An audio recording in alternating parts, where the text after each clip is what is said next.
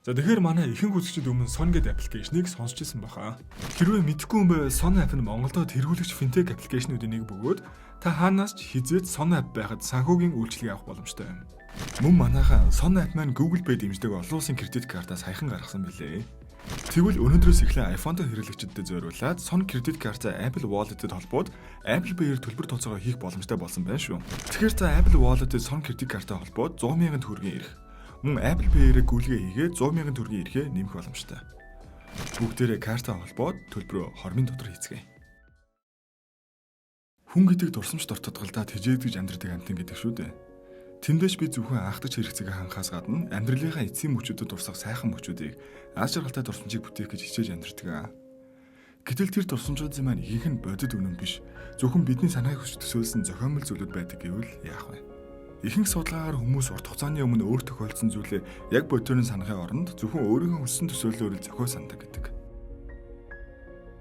Жишээ нь өнгөрсөнд хэн нэгэнтэй маргалдаж тааламжгүй байдлаар салсан бол тэр дурсамжаа тархиндаа хадгалахдаа өөрийгөө зөвөр харагдуулах, буруу зүйлээ багасгах зэрэг зөвхөн өөрт ашигтай хэсгийг л санаж үлддэг юм байна л да.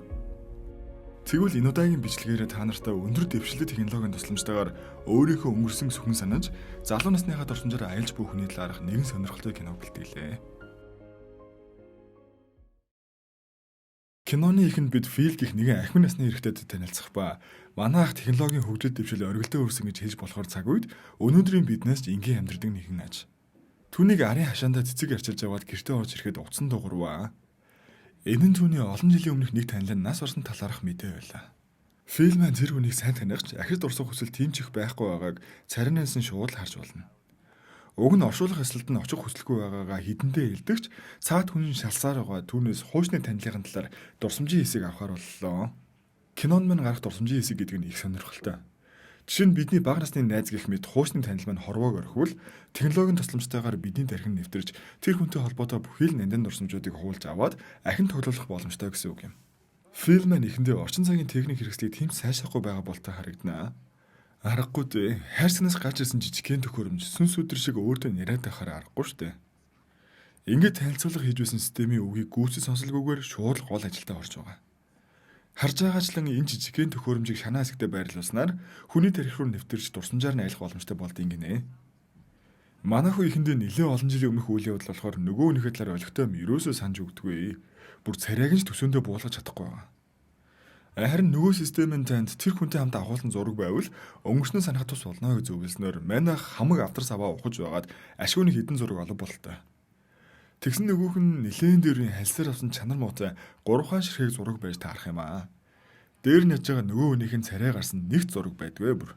Фильм маань ингээд хаасан 40 жилийн өмнө харуулсан зургийг харж залуу насаа дурсч эхэллээ. Бусдын адил наригж зугаацаж сэнгэж явахтаа учирсан бүсгүй нь түүний хуучны танил буюу саяхан нас орсон эмэгтэй болж таарав. Эхний зурган дээр эмэгтэй цаашаа харсан байсан тул фильм маань царайг нь сансангүй. Ингээд системийн тусламжтайгаар зурган доторх ертөнд рүү орж үзэх боломжтой болдог ба фильмээр үүнийгээр нүдэндээ ч итгэхгүй. Яг л тэр цаг үедээ иргэд оцсон мэт бодит байх ба түрнээс хойш өөртөө яриад байсан эмэгтэй нь энэ виртуал ертөнц дотор бодтоор орж байх юм. Манай хүн зурган дээрх хуучны найзуудаа тодор санаж өмнө нь анзаараагүй байсан үннээс мэдж авч байгаа. Саяын нас орсон эмэгтэй Carol гэх ба зураг даруулсан энэ өдөр Филтэд дотносч эхэлж байсан ч аль хэдийн сүд тавьсан байснаа нууж байсан байх нэ. Тухайн үед мдээхүйч манай хүн энийг нь одоо л мэдж байгаа бөгөөд сүд тавьсан хүнтэй учир ургуулж байгаа дурсамжаа бустай хуваалцах нь ёс зүй бус гэд эхний зургаа орхихоор шидэв. Ингээд дараагийн зураг руу шилжихэд Carol Phil хоёрын аль нь зурагтаа тодор гараагүй хэдиж зураг даруулсан орчинд байсан үнэн тул ямар ч тач орж үсгээр болно. Зураг руу ороход мөн л найзуудаараа үзлэг зохиож тэр үед сонсч байсан дуу нүртэл тоглогдоход манай Филийн хамаг шар ус босгон зэр. Энэ өдөр манай хоёр бие биедээ үнэхээр татагдаж анхны шөнө хамт өнгөрүүлж байжээ. Мэдээж энэ нь оршуулган дээр тоглох тохиромжтой дурсамж биш тул бас л алгасгаар болж байгаа. Гэхдээ эндээс харахад тэд энгийлний танилуд биш байсан нь ойлгомжтой. 3 дахь зурган дээр ч Carol-ын царай гараагүй зөвхөн Phil түүнийг өрөөний гаднаас харж байгаа нь үлджээ. Өрөөнд дотор Carol хил өвшин тоглогч мөн л царай нь харагдахгүй хэвээрээ. Ингээд түүний дурсамжаа хуваалцах орлого бараг бүтлгүүдэж эхэлж байгаа. Манай хүн Carol-ыг санахыг хүсэхгүй байгаа ч юм уу эсвэл өөр нэг нууцсан байгаа царайнаас нь л илт. Ингээ өөртөө тэрсэлтэн байж түүнтэй агуулсан бүхэл зургаа эцэст нэг юм ил гаргалаа. Интернет байхгүй юм блог гэдэг нь одоо энэ юм уу да? Carol-цаа агуулсан өчнөн зурагтай байсан хэдий ч бүгдийг нь ураад сараачхан сараачаа хийцэн. Яасан бэ гэхээр манай хоёр нэлээд удаа үргэсэн юм байна л да. Филийн хувьд амьдралд нь Карлаас өөр чин сэтгэлээсээ хайрласан эмэгтэй байгаагүй бөгөөд хамтдаа 3 жил аз жаргалтай амьдарсан ч нэг л өдөр Карл юу ч хэллгүйгээр яваад өгч. Ингээ яасан байх нь вэ? Фил маань гүн харанхуй ангал руу унсан байх нь ба шүү дээ. Карлд хаягдсанаас хойш амьдрал нь оронгороо эргэж нэлээд олон жил архинд орж хэцүүхэн амьдарчээ. Амьдрал нь ингээс сүрсэн болохоор түүний талаар дурсахыг ч хүсэхгүй байж. Одоо бүр царайг нь санахгүй байгаа бөгөөд тэр хүний талаар бодох төдийдл сэтгэл нь нуруу онж байгааг анзаарсан систем дурсамжийн айлаа үргэлжлүүлэх эсхийг нь асуулаа. Гэвч нэгэнд олон жил өнгөрсөн болоод тэрөө энэ удаа шарв зөгтөлгүй манай хүн түүний талаарх дурсамжуудаа зүгээр үргэлжлүүлъя л гэж байна. За ингээд урж хайсан зургуудаа эхнээс нь үзэж тухайн цаг үе рүүгээ аялж эхэллээ дээ. Хамтдаа айлсан анхны бяцхан аяллаас ахуулаад хамт амьдарч эхэлсэн цаг үегээд бүх дурсамж руугаа иргэн нэг удаа буцаж очиж байгаа. Эндээс эхлээ системийн хөтөж эмхтэй маань нэг зүйлийг анзаарч эхэлнэ. Манфил найз өхнөө жаахан өөрийнхөө дураар байлах гэдэг байж л дээ. Тэд хоёулаа хөгжим тоглох маш дуртайж, найз өхнөн голцоо хийл хөгжим тоглох үнэхээр дуртай. Гэтэл Фил хүсэл сонирхлын бодолцож үзлэгүүгээр Карлиг хамтлагийнхаа дараалтад хөгжимчин болгочих. Өөрөө бол найз өхөн ямар ч хөгжим хамаагүй тоглолцдог л гэж авч байна. Харин Карлийн хувьд хийл хөгжим бүх насаараа хайрлаж тоглосон дуртай зүйл гэдгийг мань хүн одоо ч ойлгохгүй хിവэрэл байлаа. Дараагийн зурган дээр Карлийн хажууд суух нэг залууг мань Фил элдвэр хараан зөвхөн найз охинтой сэлгэнэх гэсэн гээд учиргүй уурлнаа. Филийн санаж байгаагаар бол өөрийг нь ажиллаа хийж явах оронд Карл тэнд өөр нэг залуутай шүнжин хамт суусан байх. Гэтэл бодит үнэн нь Карл тухгүй байсан болохоор хэсэг хугацааны дараа босоод яваад өгсөн. Мань Фил өнөө ууралсан урандаа харин өөрөө өөр нэг охинд оройжин тэрвэрлж өгсөн болж таарав. Энэ нь даамжирсан их хэрүүл болж тэгсгээ шийдсэн ч зүйлгүй маргалдаал дууссан юм байна. Харин үүний дараа Карл маань найзынхаа тусламжтайгаар өөр хот руу түр хугацаагаар ажиллахаар явж л дээ. Уг нь яг Карлийн хүссэн найрал хөгжмийн тоглолтын ажил байж. Тэгсэн тэрийг мань хүн ойлгодгүй. Шал дэмий юмд өчнөн сараар явлаа гэж одоо болтол уурлаастай. За тэгсэн одоо тэр үеийн зургийг ухаж байгаад өөрөө санахгүй байгаа маш том зүйлээ санах нь тэр. Манфил найз өхнөө хол айх орон төрсөдрөө тэмдэглэж явгаад өөр өхөнтэй хонцсон болж таард юм да. Ажил дээрээ их шахуулсан, татуусан, сэтгэл санаагаар унсан байсан эдрэгэх аль нь ч яг юу ч залруулахгүй шүү дээ. Нэгэнд бүх зүйл болцсон. Харин энэ үед л яг Карл уцаар залгаж таарсан байгаа. Тэр үед өөр хотоос дуудлага хийх нь тэнэг үнэтэй байсан юм байна л да. Арай гэж минь төрөх гээл залгахад нь өөрөөхөө уцын авч таарах ямар хөлөг ах вэ? Ингээд тэд бие биедээ хэлэхгүй бүхэл хараалыг уурсгаж.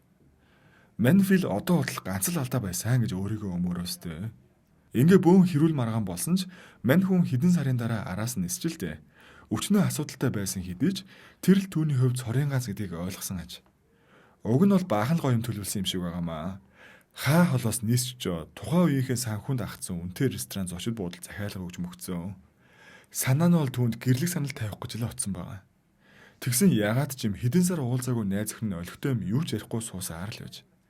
Захиалсан дарснаас нь ч амсахгүй байсанд мань хүн нилээн гайхаж бас бухимджээ. За тэгээ сандарч бөгжөө гаргаж өгөхөд цаатхан бүр юу ч хэлгүй гараал явсан болж таарав. Яг тэр үе цаг хугацаа зогссон л мэт болсон. Ингээл манай хүн байрлж байсан өрөөнөөсөө хамаг юма бөөгнүүлж аваад шууд харьсан байгаа.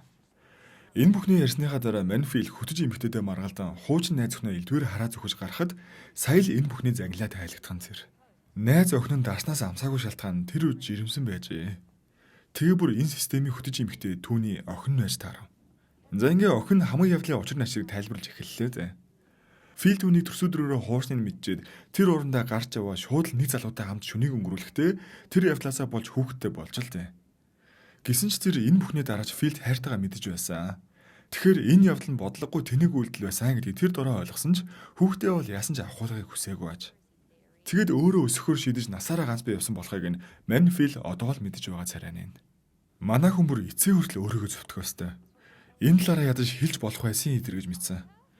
Яг үнзээ Карл энэ талаараа бичиж уушлахгүйгаа захиа хүртэл үлдээснийг нь мань хүн уурандаа анзаараачгүй байсан байгаа. Хизээ хонь нь олж мэдчихэд нөгөө захиаг нь унших гэж зүтгээд ямар ч нэмэргүй штэ. Харин Аз болоход байрлж байсан буудлаасаа гарахдаа бөөгнүүлсэн юм дотор нь өнөө захиа нь байсан болж таарав. Эцэст нь энэ олон жилийн дараач тэр захиа нь түнд хадгалаас айл байсан байгаа. Ийхүү захиаг нь уншихад өөрт нь юунаас ч илүү хайртайгаа хэлэн хамт байхыг л хүснээр дурдсан хайртайгаан захиаг сая л нэг уншиж өгтлээ харамсаж байгаа нэ. Жаахан ч гэсэн анзаарахтай байсан бол өөрийнхөө зөвлөгөөд зүтгэдэггүй байсан бол аль эсвэл сэтгэл хөдлөлөөрөө асуудалд ханддаггүй байсан бол одоо ингэж харамсах байсан болов.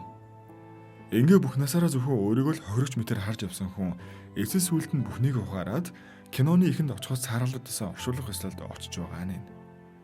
Өөрийнхөө хамгийн дуртай зүйлийг охиндоо зааж өгөөд өөрт нь зориул зохиосон аяыг тоглон суух охиныг хараад мань хүн яг юу бодож байгаа вэ? Тэр олон жилийн турш үзий язандаа царайг нь хүртэл ортос марцсан Фил эцэст нь ингэж хамгийн их хайрлсан түүнийхээ царайг дахин нэг удаа саналаа. Энэ л насаараа тэр түүнийг өгүүлж авах нь. Бидэнд ч бас Фил шиг анзаараагүй үлдээсэн олон зүйлс байдаг нь үнэ.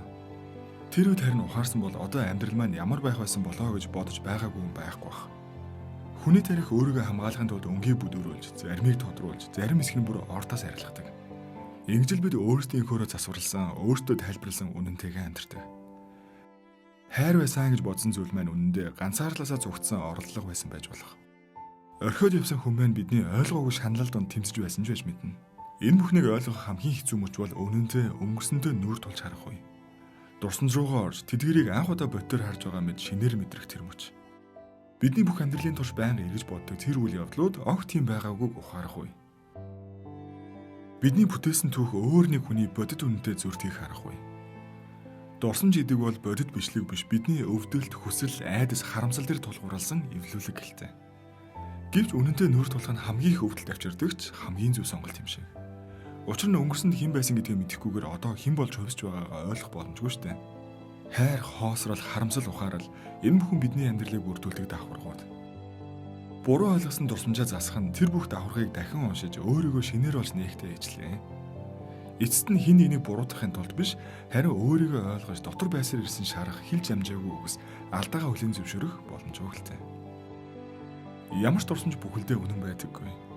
Гэвч бидний түүнээс олж авсан ухаарлал амьдралын жинхэнэ үнэн болж үлддэг.